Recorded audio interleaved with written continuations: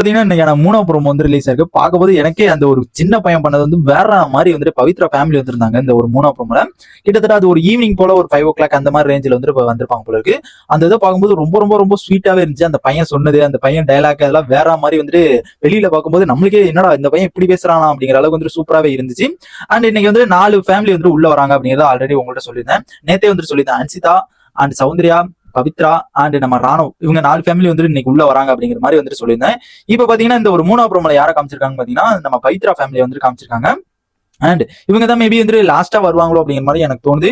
ஏன்னா அவங்க வந்துட்டு ரொம்ப ஒரு கிளைமேட் வந்துட்டு அந்த ஒரு 6:00 7:00 மேல வந்துட்டு அந்த ஒரு கிளைமேட் வந்துட்டு பார்க்க முடிஞ்சு.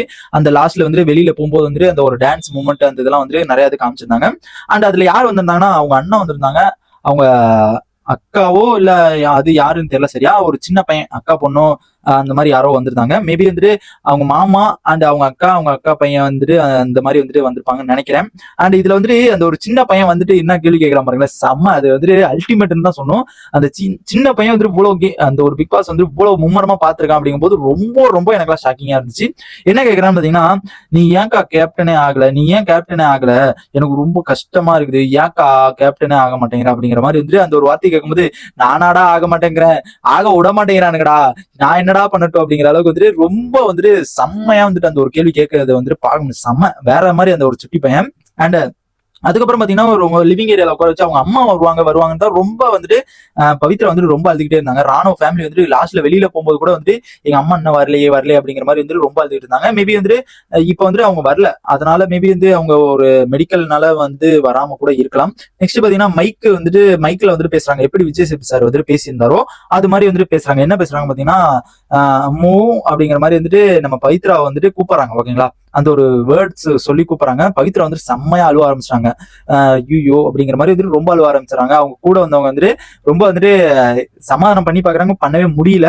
அதுக்கப்புறம் அவங்க சொல்றாங்க, உங்களை வந்துட்டு இந்த ஒரு பெருமைப்படுத்தணும்னு நினைக்கிறேன், இந்த ஸ்டேஜ்ல வந்துட்டு பெருமைப்படுத்தணும்னு நினைச்சேன், ஆனா நீங்க வரல அப்படிங்கிற மாதிரி வந்துட்டு அவங்க ஒரு சோகமா வந்துட்டு சொல்லிட்டு இருந்தது வந்து பார்க்க முடிச்சு.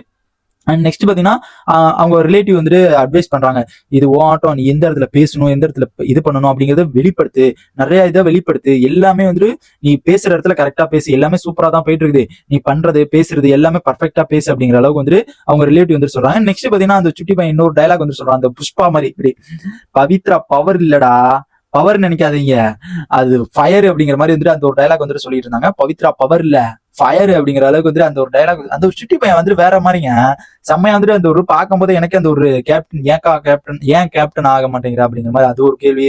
அப்புறம் இந்த ஒரு லாஸ்ட்ல வந்து இந்த டைலாக் சொன்னலாம் வேற மாதிரி சூப்பராகவே இருந்துச்சு.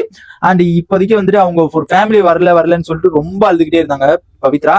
அண்ட் இன்னைக்கு வந்துட்டு ஒரு சர்ப்ரைஸா வந்துட்டு அதுவும் ஒரு ஸ்டோர் மூலியா, எப்படின்னா அது வரும்போது மெயின் டோர்ல எல்லாம் பாட்டு போட்டு மெயின் டோர்ல வருவாங்க அப்படிங்கிற மாதிரி எதிர்பார்த்துட்டு இருந்தாங்க. ஆனா எதிர்பார்க்கும் போது ரொம்ப அழுதுட்டாங்க. பவித்ராக்கு வந்துட்டு எங்க ஃபேமிலி தான் வராங்க அப்படிங்கிற மாதிரி வந்துட்டு அந்த ஒரு ரொம்ப அழுதுறாங்க. ரத்தத்தின் ரத்தமே அந்த ஒரு சாங்க போட்டிருந்தாங்க. அண்ட் ரொம்ப அழுதுறாங்க. அப்புறம் பார்த்தா அதான் தெரியுது ஸ்டோர் ரூம்ல இருந்து உள்ள வந்தாங்க. செம்ம ஷாக்கிங்கா இருந்துச்சு பவித்ராக்கு. அண்ட் வேற மாதிரி வந்துட்டு வைப் மூமெண்ட் வந்துட்டு சூப்பராகவே இருந்துச்சு. அண்ட் இந்த ஒரு ஃபேமிலி வந்துட்டு நான் வந்துட்டு ரொம்ப எக்ஸ்பெக்ட் பண்ணேன், அந்த ராணுவ வச்சு கிளிப்பாங்க அப்படிங்கிற மாதிரி. ஆனா இது ஒரு அந்த ஒரு மூமெண்ட் இருக்காதோ அப்படிங்கிற மாதிரி தான் எனக்கு தோணுது. அண்ட் இதை பத்தி உங்க ஒப்பீனியன் மறக்காம கமெண்ட் பாக்ஸ் பண்ணுங்க, நான் தெரிஞ்சுப்பேன்.